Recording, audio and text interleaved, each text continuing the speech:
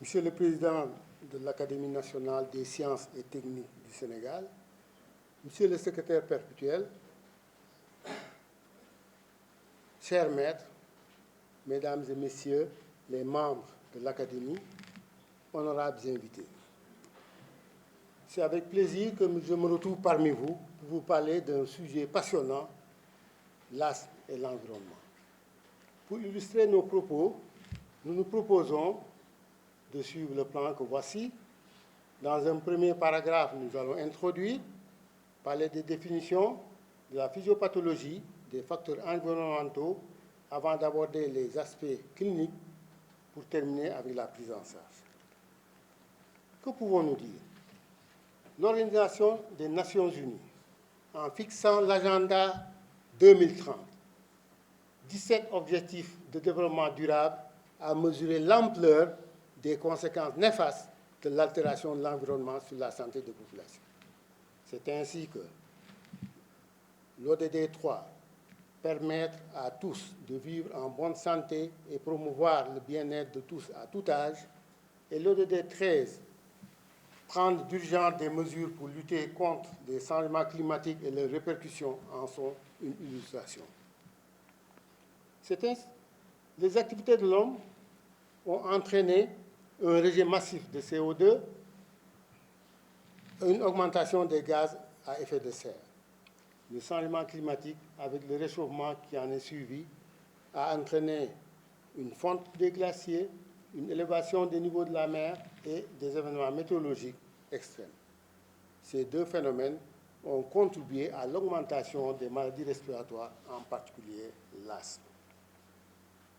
Qu'est-ce que c'est l'asthme?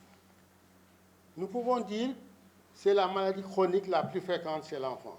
C'est une maladie inflammatoire chronique des voies aériennes dans laquelle de nombreuses cellules jouent un rôle, notamment les mastocytes et les éosinophiles.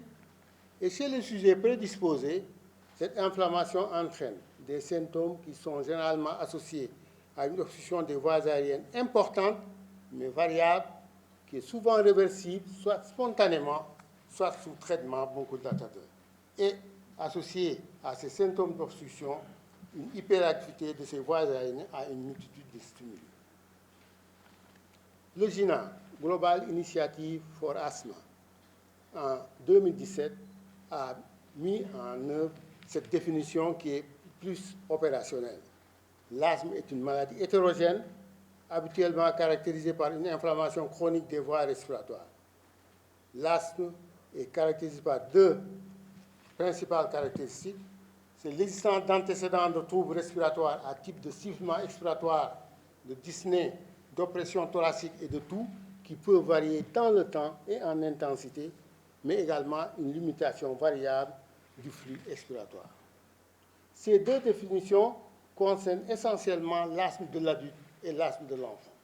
Cependant, chez le nourrisson, nous devons la définition de l'asthme de nourrisson aux auteurs Tabani et Levison qui ont établi ce qu'on appelle la règle des 3. L'asthme de nourrisson est ainsi défini par la survenue de plus de 3 épisodes de dyspnée avec sibilance avant l'âge de 2 ans, quel que soit l'âge de début, qu'il y ait ou non présence d'atopie, quel que soit le facteur déclencheur.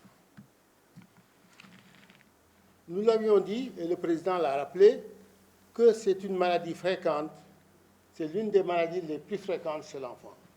Elle est la première cause de consultation aux urgences pédiatriques. Elle est également la première cause d'hospitalisation. Elle est également la première cause d'absentéisme scolaire. Et l'incidence, Monsieur le Président l'a souligné, est en constante augmentation. Cette augmentation est essentiellement liée à la pollution. Cependant, nous pouvons dire avec certitude que 80% des cas d'asthme ont débuté avant l'âge de 6 ans. Dans le monde, on sait actuellement qu'il y a au moins 300 millions de personnes qui sont concernées par l'asthme. Mais malheureusement, cette maladie morbidité entraîne des décès importants, notamment autour de 250 000 décès par an. En ce qui concerne l'enfant, les incidences sont disparates à travers des études IDA, notamment des incidents de 1,6 à 36% ont été signalés. En Europe, en France, des incidents de 6 à 10%. En Angleterre, 1 à 24%. Au Sénégal, nous avons des statistiques hospitalières qui ont fait état des chiffres allant de 3 à 6%. Nous avons toujours estimé que ces chiffres sont de loin, ne reflètent pas de loin la réalité. En fait, l'incidence semble plus élevée dans la population générale, elle doit tourner autour de 10%. Cette carte représente un peu les disparités d'incidence à travers le monde. Et vous voyez, sur cette carte, les zones bleues sont nombreuses. Les zones bleues, c'est des incidences qui varient entre 5 et 10%. Les zones jaunes, c'est des incidences qui sont inférieures à 5%. Et l'Afrique n'est pas en reste. Il y a des zones bleues et des zones jaunes. Ceci a été démontré également par cette carte qui reflète exactement les incidences à travers le continent africain. Et on s'est rendu compte avec cette maladie. Les incidences varient d'un continent à l'autre. Dans le même continent, ces incidences varient d'un pays à l'autre. Et dans le même pays, ces incidences varient d'une ville à une autre ou bien d'un village à une autre ville. C'est ainsi que, si on prend l'exemple de l'Éthiopie, on voit que la capitale, Addis Abeba, on a des incidences très élevées autour de 11%, tandis qu'à Zina, l'incidence semble relativement plus faible, autour de 2%. Le même exemple peut être cité pour le Kenya. À Nairobi, qui est la ville, la capitale, où il y a beaucoup de pollution, on a des incidences très élevées autour de 17%, tandis qu'une ville secondaire comme Eldoret, on a une incidence autour de 10%.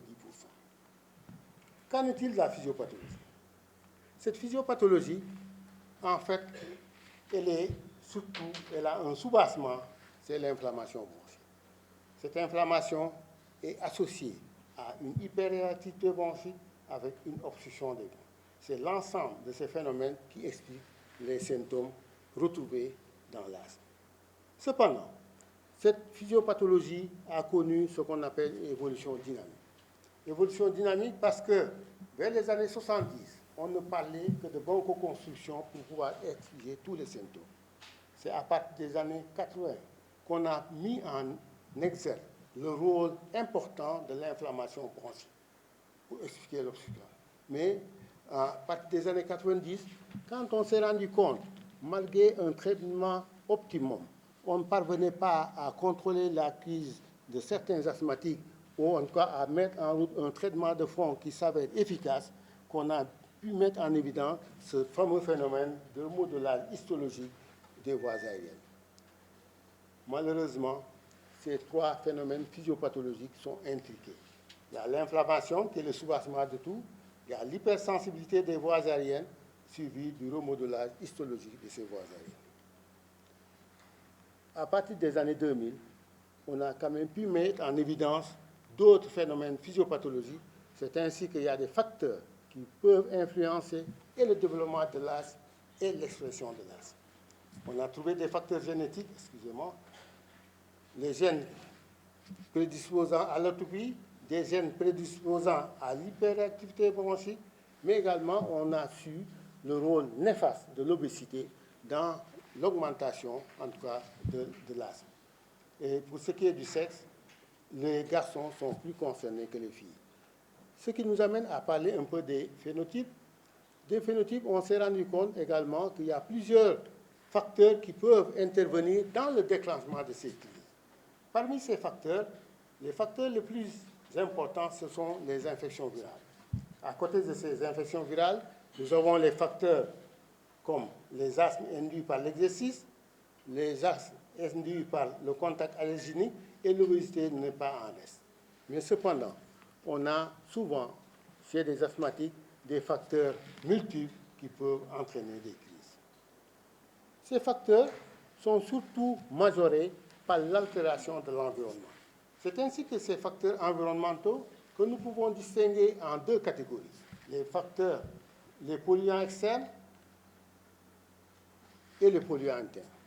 Les polluants externes, c'est surtout des polluants particuliers, la pollution photochimique, les dioxydes d'azote et les dioxydes de soufre et l'ozone. Si on regarde bien cette diapositive, qui est quand même assez encombrée, cependant, on se rend compte que le dioxyde de soufre et l'oxyde d'azote peuvent être responsables de manifestations respiratoires aiguës, d'exacerbation de l'asthme, mais également peuvent être responsables d'une augmentation des décès chez les enfants. Si on regarde un peu, comme l'a dit M. le Président, ce qui se passe dans nos grandes villes où il y a une multitude de voitures, dès que la densité du trafic est supérieure à 20 000 véhicules par jour, il y a la possibilité de créer ce qu'on appelle des leucémies, des tumeurs cérébrales et également des lymphomes.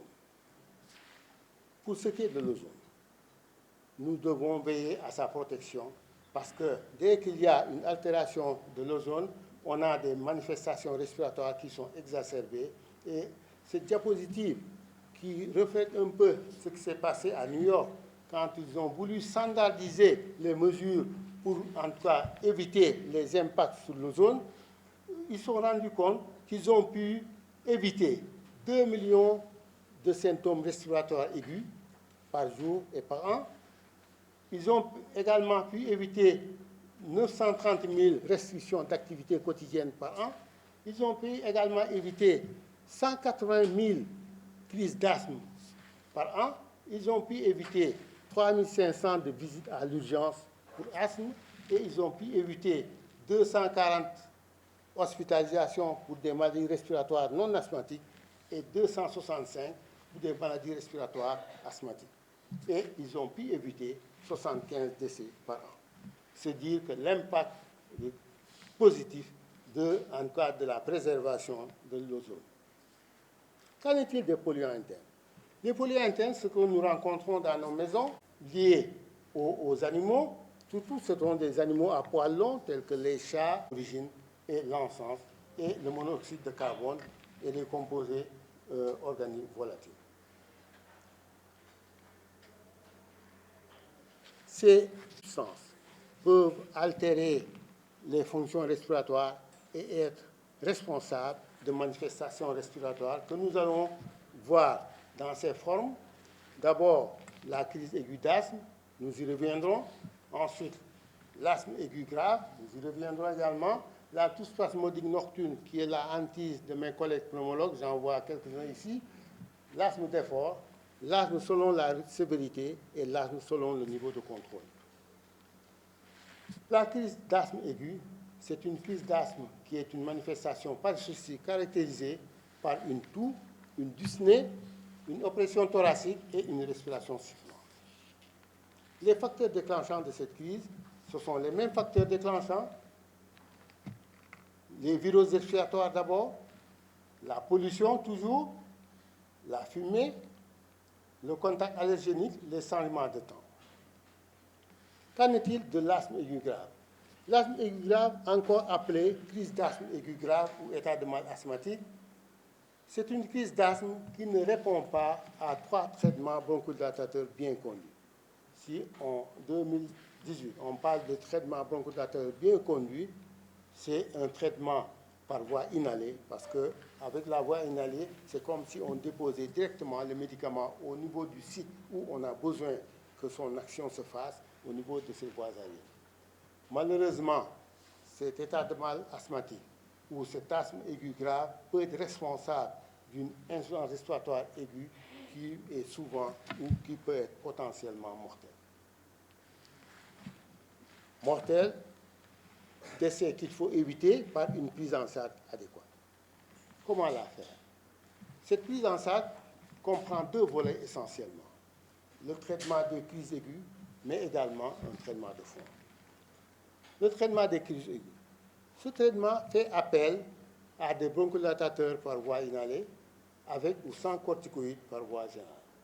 Le traitement de fond, un des volets les plus importants de ce traitement de fond, c'est l'éducation et le contrôle de l'environnement, mais également l'utilisation des corticoïdes inhalés et autres molécules en fonction des stades de classification. C'est ainsi que cette éducation nécessite une collaboration de la famille, des médecins, des pharmaciens, du personnel paramédical et des éducateurs. Et tout le monde collabore pour prendre en charge ce patient-là.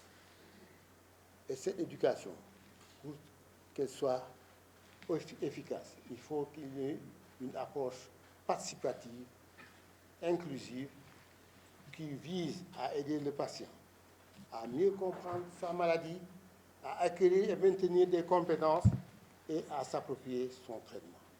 Il faut toujours utiliser un langage accessible, notamment en milieu rural où il y a beaucoup d'analphabètes. Il faut des représentations pour pouvoir en tout cas accéder, faire comprendre et faire passer le message. Pour le contrôle de l'environnement, nous allons nous étendre sur quelques aspects, notamment les moisissures. Ces moisissures peuvent être développées dans les pièces mal ventilées. Qu'est-ce qu'il faut conseiller? Il faut conseiller de ventiler les salles, les pièces. Il faut conseiller d'acheter rapidement après les fuites d'eau. Il faut entretenir les systèmes de ventilation. Pour les acariens, ces petits êtres vivants microscopiques qui, en tout cas, envahissent nos maisons et nos chambres, il faudrait réduire l'humidité et viser une humidité idéale qui est comprise entre 45 et 50 et 60%. Il faut éviter l'accumulation de poussière, nettoyer régulièrement les literies et les oreillers. En ce qui concerne les animaux domestiques, qui sont nos voisins immédiats, il faudra se méfier et essayer, en tout cas, d'éviter de se séparer de ces animaux à poils longs qu'on retrouve dans nos domiciles, les chats, les chiens et les hamsters.